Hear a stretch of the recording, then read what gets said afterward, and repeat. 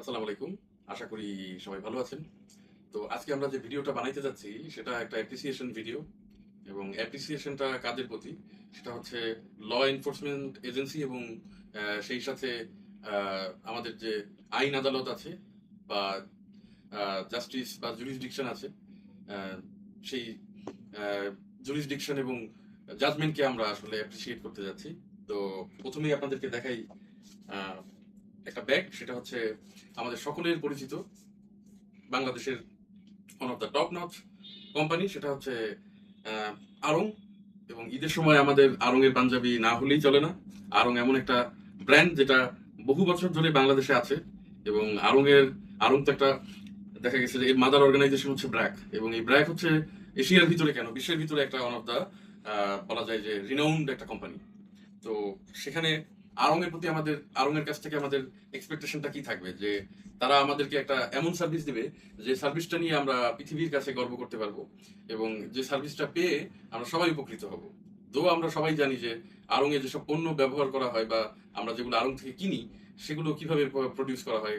ক্ষুদ্র খামারি, ক্ষুদ্র চাষি, ক্ষুদ্র যারা নিগোষ্ঠী আছে তাদেরকে কাজে লাগিয়ে এবং গরিব হতদরিদ্র মানুষদের সেই আহ, কারুকার্য, সেই হাতের কাজ, তা এনে বহু বেশি মূল্যে আড়ং এ বিক্রি করা হয়। তারপরেও আমরা কিনি, কারণ আড়ং এমন একটা কোম্পানি যারা আমাদের ইতিহাস, ঐতিহ্য, কালচার এবং আমাদের যে বাঙালি সংস্কৃতি সেটাকে ধরে রাখতে পেরেছে।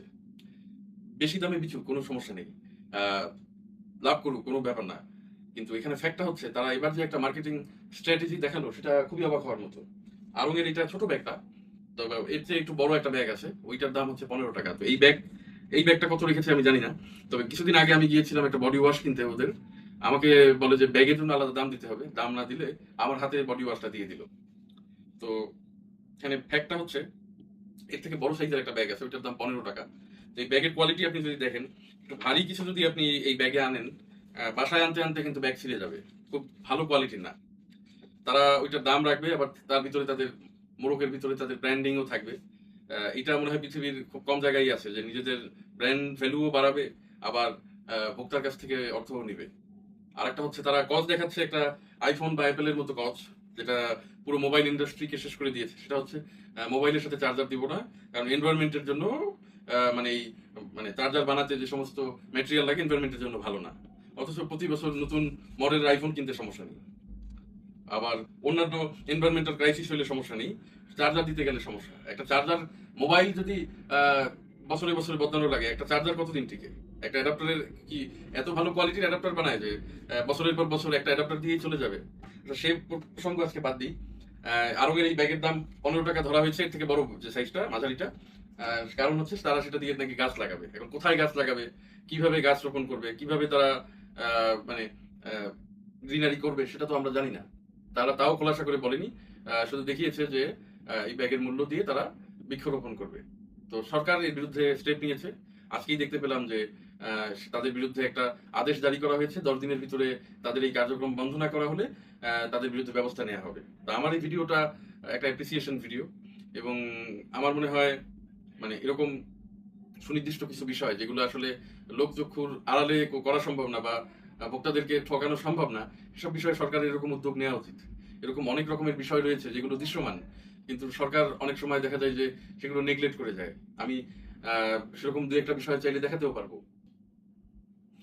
যেমন এই যে ধরেন বিদ্যুতের মিটার রিডিং, মিটার রিডিং কিন্তু অনেক সময় সঠিক থাকে না। মিটার রিডিং যত্রতত্র ভাবে দেখা যায় যে যে মাসে এমনও দেখেছি যে বাসায় নেই, অথচ এমন কারেন্ট বিল এসেছে যেটা গত মাসের সাথে একেবারেই মানে দেখা গেছে যে সিমিলার।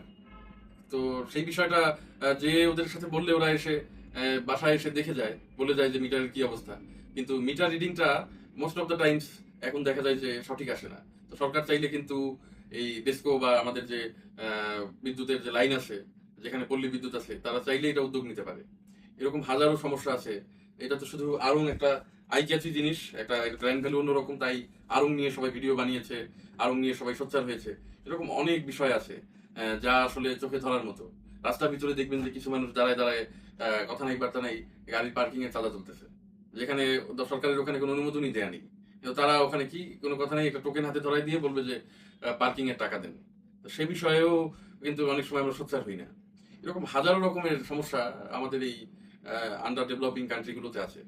তো সবাই আহ, এ বিষয়ে আমরা এগিয়ে আসতে পারি। আর একটা হচ্ছে সরকারের প্রতি আমাদের এরকম অ্যাপ্রিসিয়েশন ভিডিও বানানো উচিত, অ্যাপ্রিসিয়েট করা উচিত যে কোনোভাবে, সেটা ভিডিও বানানো হোক বা আহ, যে কোনোভাবেই হোক, আমরা অ্যাপ্রিসিয়েট করতে পারি সরকারের এসব উদ্যোগ, যাতে করে সরকার এখান থেকে একটা পজিটিভ স্টিমুলি পায় এবং সেটা নিয়ে তারা সামনে আরো ভালোভাবে কাজ করে। সবাই ভালো থাকবেন, দোয়া রাখবেন আমার জন্য।